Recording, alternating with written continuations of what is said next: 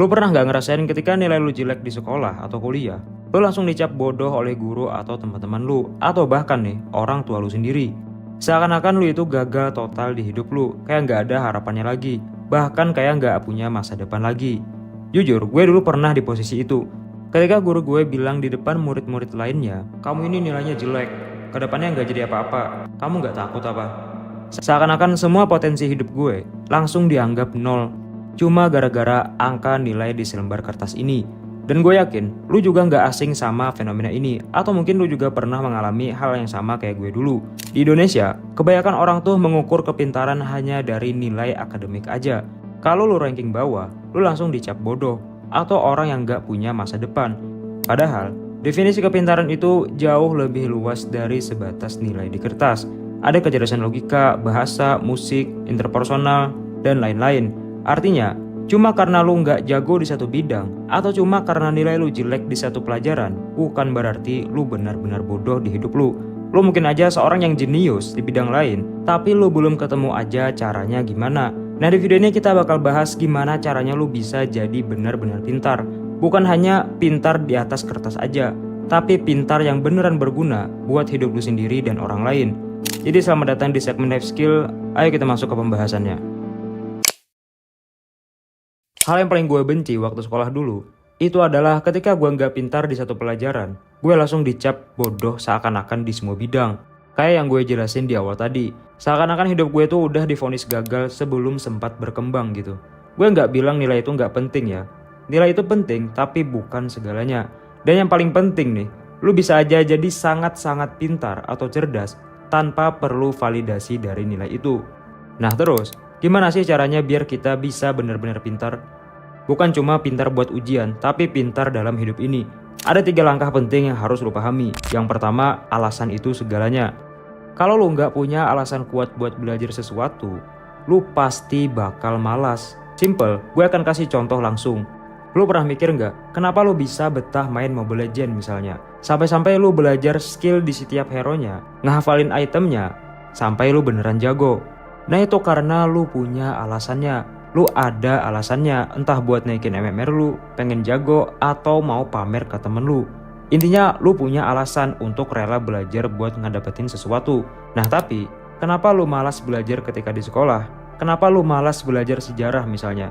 Itu karena lu ngerasa nggak ada hubungannya sama hidup lu. Gak ada alasan yang kuat kenapa harus belajar sejarah selain dipaksa guru buat nilai. Sedangkan nilai di pandangan lu itu kurang menarik di hidup lu. Makanya kalau semisal nih alasan dari belajar itu menarik buat lu pasti akan semangat dan ilmu yang lu dapat dari belajar itu jauh lebih mudah masuknya. Misalnya nih, tiba-tiba Mr. Beast datang ke sekolah lu, terus ngasih challenge, siapa yang bisa ngejelasin sejarah Indonesia dari penjajahan sampai merdeka, dikasih uang 1 miliar. Terus kalian dikasih waktu 1 jam buat belajar. Gue jamin, pasti motivasi lu akan naik. Karena ada alasan yang jelas, dan alasannya tuh menarik buat lu, sehingga tumbuh kemauan buat belajar. Makanya, lu harus cari alasan kenapa lu mau belajar sesuatu. Cari alasan apapun itu yang benar-benar kelihatan menarik menurut lu. Entah itu supaya dilihat teman lu pintar, mau buat ngebanggain orang tua, atau yang paling gue saranin, buat ngehasilin uang. Coba dah, tulis sekarang, apa yang mau lu pelajari dan kenapa lu harus belajar itu. Begitu lu punya alasan yang kuat nih, pasti keinginan lu buat belajar bakal tumbuh alami. Nah terus, setelah lu punya alasan yang kuat nih, lu harus tahu yang kedua ini, yaitu cara belajar alami manusia. Buat lu yang bingung gimana cara belajar, coba simak ini dah. Gue suka pandangan dari Denko, penulis buku favorit gue yaitu Art of Focus. Dia bilang, belajar itu kegiatan alami manusia untuk bertahan hidup. Manusia belajar itu karena dan ketika ketemu masalah. Lalu manusia cari cara buat menyelesaikan masalah itu.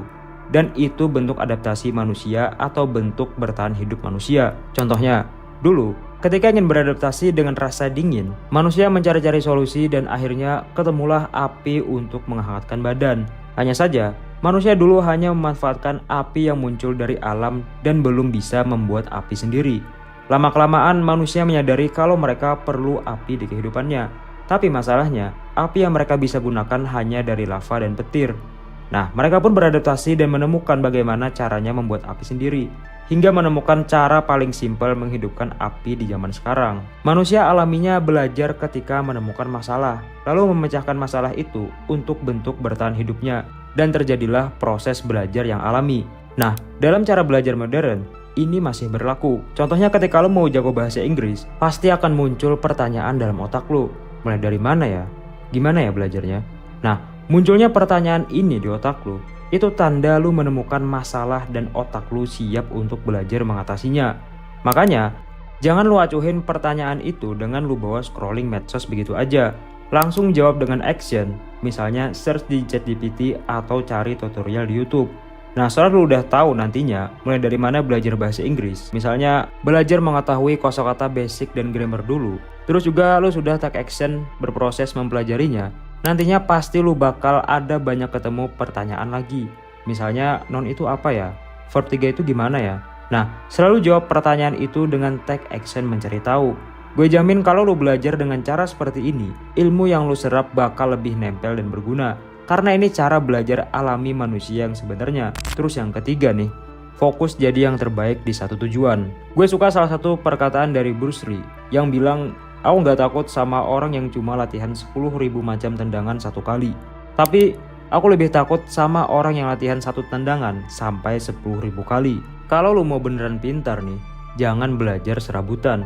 Maksudnya, jangan mencoba menjadi pintar di semua bidang, karena itu nggak akan bisa tercapai. Fokus ke satu ilmu dulu, terus asah ilmu itu dengan latihan sehingga jadi skill.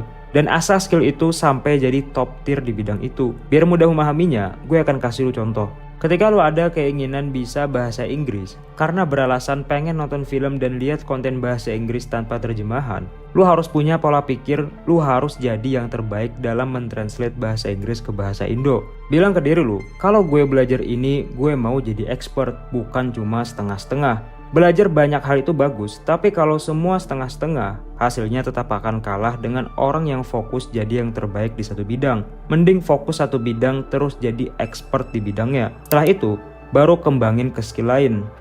So, menjadi pintar atau berusaha untuk jadi pintar, itu caranya bukan hanya mengejar nilai tinggi di sekolah aja. Lu bisa membuat diri lu pintar dengan cara lu mencari tahu alasan kenapa lu harus belajar hal itu.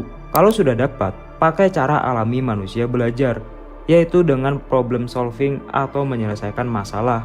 Misalnya, sekecil masalah kebingungan lu ketika ingin mulai belajar dari mana. Terus fokus jadi yang terbaik di ilmu itu dengan banyak mempelajari dan mengasah skillnya berulang-ulang. Simple, tapi cukup pakai 3 cara ini aja. Lu bisa jadi orang yang sangat-sangat pintar dalam suatu bidang. Sekolah mungkin bisa kasih lu nilai, tapi yang nentuin lu bakal berhasil atau enggak, yaitu diri lu sendiri. Coba dah tulis di komen, mungkin dari lu punya tips sendiri gimana caranya buat jadi pintar ini. Kalau lu suka konten kayak gini, lu bisa dukung gue dengan kasih like dan share ke teman lu yang ngerasa bodoh. Semoga video ini bermanfaat dan semangat.